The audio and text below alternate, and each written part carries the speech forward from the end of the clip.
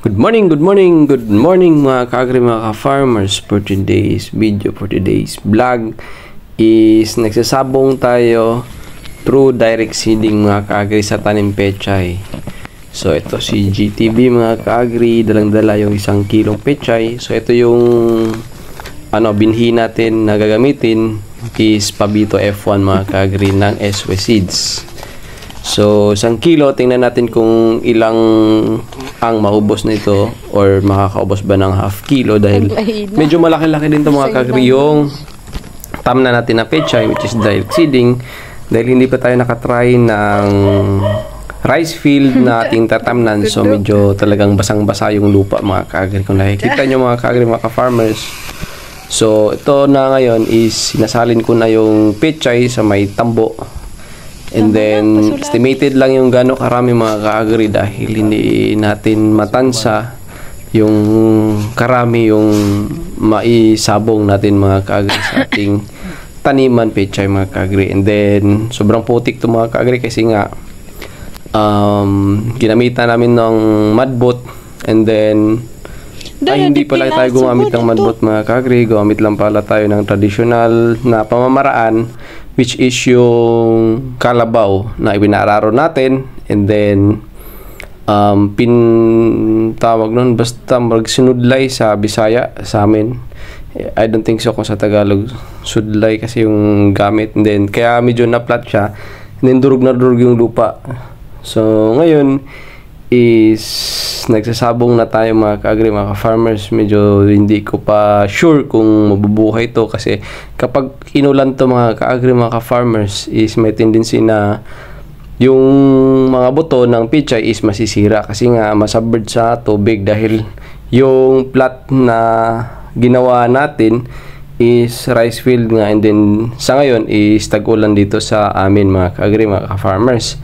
So nagtry lang talaga kami dahil sayang din naman yung panahon, oras na masasayang pag hindi namin na sinubukan.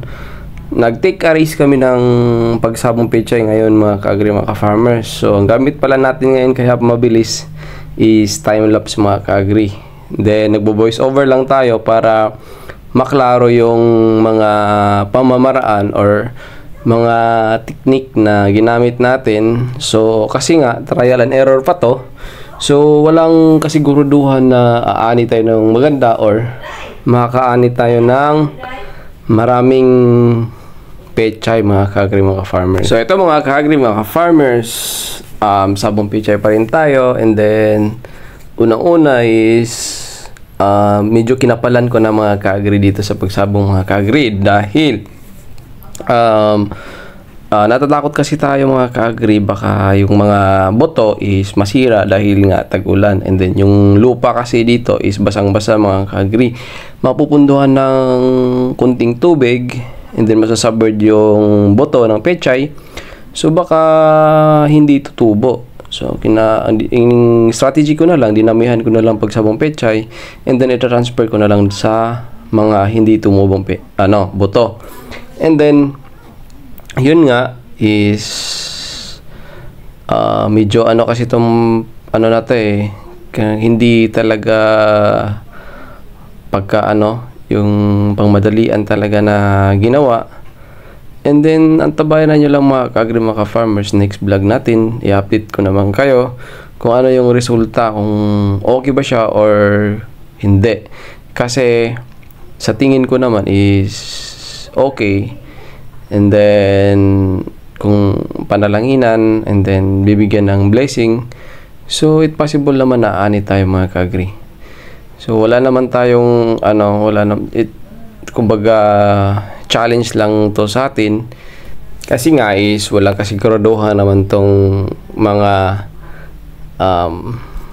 ginagawa natin mga ka-agri. Ang alam ko lang is kung uusad ba tayo or hindi, kasi nga hindi mo naman mapipredict yung future, or hindi mo naman mapipredict yung kung gaano ba kalaki yung aanihin mo nito or gaano kaliit, kasi nga hindi pa natin alam yung resulta. Malalaman lang natin pag maka-harvest na tayo kung gaano ba kadami yung harvest natin mga ka-agri.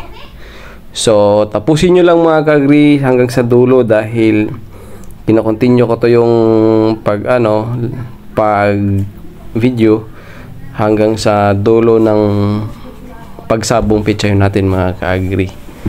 And then mga ka-agree, after a days or after a week, so mag-apply na tayo ng konting abono para sa ating tanim pechay, sabong pechay, dahil nga is sumibol na siya in God's will mga ka-agree. So mag-apply tayo. Then ipapakita ko na din pala sa inyo mga ka-agree kung paano tayo mag-apply ng abono sa ating tanim pechay, dahil first time tayo tanim ng rice field, kasi yung tinaniman natin doon mga ka-agree is upland, mga hilly areas yun. So ito is rice field, maraming tubig. So subukan natin kung okay ba siya, pero I think so okay naman siya mga ka-agree. Kaso nga hindi na paganda yung land preparation natin kasi madalian. And then maputik, nilagyan ko lang ng drainage, hindi natin na lagyan ng proper drainage kasi nga is plano ko kasi dito kasi ilaliman ko pa yung drainage, tapos medyo busy tayo. So pinatrabahoan lang natin, pero pwede na rin kasi hindi naman masubmerge dahil ang tubig naman is sa kanal lang dadaan yung tubig, yung flowing ng tubig mga ka-agree. So yun. And then medyo talaga maputik siya mga ka-agree. Meron nga pagka ko dyan is baon na baon yung patuhod yung putik, kasi nga tunaan or paliguan ng mga kalabaw to, kaya medyo pa to, fertile pa yung lupa kasi nga matagal na rin na panahon na hindi natrabaho. So hindi na tayo kinakailangan ng maraming fertilizer dito mga ka-agree kasi nga mataba yung lupa. And then ang kagandahan lang dito mga ka-agree kasi merong irrigation canal. Not irrigation canal, which is yung ginawang irrigation na patubig, na kumbaga ginawa ng kanal yung patubig para umagos dito, hindi na tayo magdidilig masyado. Pero sa ngayon is hindi naman talaga didilig kasi nga tag-ulan dito sa area namin mga ka-agree. Kaya nga mga siguro half kilo din yung naubos natin dito mga ka-agree sa pagsabong pechay, kasi sobrang matataas din yung plot. And then dalawang rice field to, meron pa sa baba mga ka-agree. Hindi natin natapos to kasi nga is hapon na, and then marami ng mga insekto na nangangagat.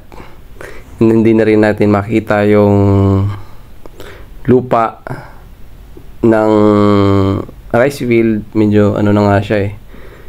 So dito na lang tayo mga ka-agree mga farmers. Antabayanan nyo na lang sa susunod na vlog kung ano yung resulta ng ating sabong pechay experimental sa rice field mga ka-agree.